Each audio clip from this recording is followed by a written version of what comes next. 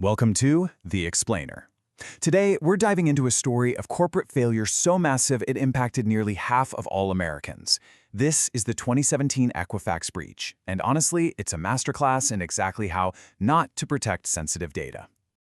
So, in September of 2017, Equifax dropped a number that was just hard to wrap your head around, 147.9 million. That's how many Americans had their most personal data stolen. We're talking almost half the entire country.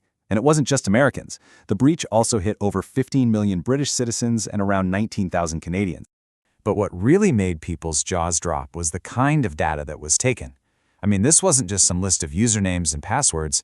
The hackers got the absolute keys to the kingdom: social security numbers, full names, birth dates, addresses, even driver's license numbers. And for more than 209,000 people, they snagged their credit card details too. For an identity thief, this wasn't just data. It was a gold mine.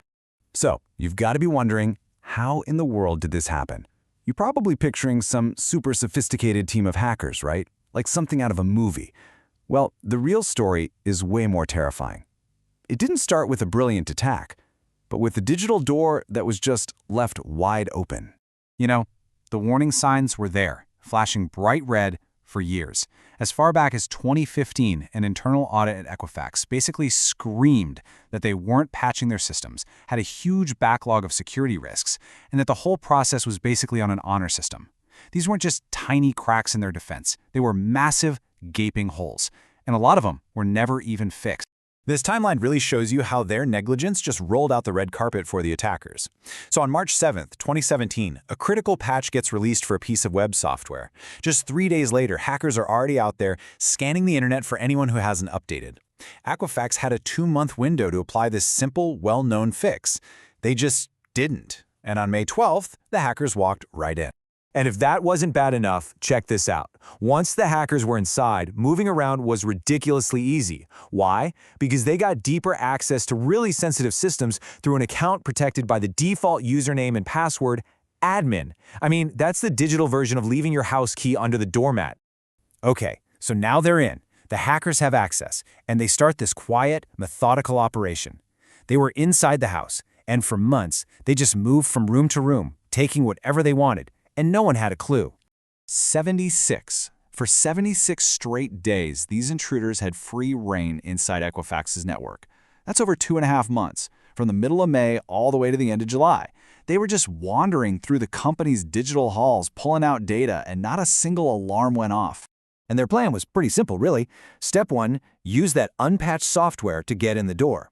Step 2, find some employee login details so they could start looking around and pull in data, basically pretending to be an employee. And Step 3, they ran over 9,000 separate queries to the databases, packing up all that stolen info into tiny little files to sneak it out without being noticed. So after 76 days of this, how did they finally get caught? You're not going to believe this. It was pretty much a total accident. The only reason they were discovered on July 29th is because the IT team finally renewed a digital security certificate, which is a tool that's supposed to monitor what's happening on the network. The kicker? That certificate had been expired for 9 months. The second they turned it back on, it started screaming that there was a robbery in progress. You know, discovering a breach like this is an absolute nightmare for any company. But the way Equifax handled the crisis in the weeks that followed, well, it turned a disaster into a public relations firestorm. It was just a total mess. Just look at this timeline of their response. It tells you a lot. The company finds out about the breach on July 29th. But before they tell the public, something else happens. On August 1st and 2nd, 3 of their top executives sold off almost $1.8 million of their own stock in the company. It was only after that, a full 40 days after they knew, that Equifax finally told the public, hey, half the country's data is gone. The timing just could not have looked worse. And these stock sales, they weren't part of some pre-planned automatic thing. No, they happened just a couple of days after the company knew about the breach, but weeks before they told any of us. Of course, this immediately raised huge red flags and kicked off a criminal investigation for insider trading by the Department of Justice. And when Equifax finally did go public, their actual response was chaos.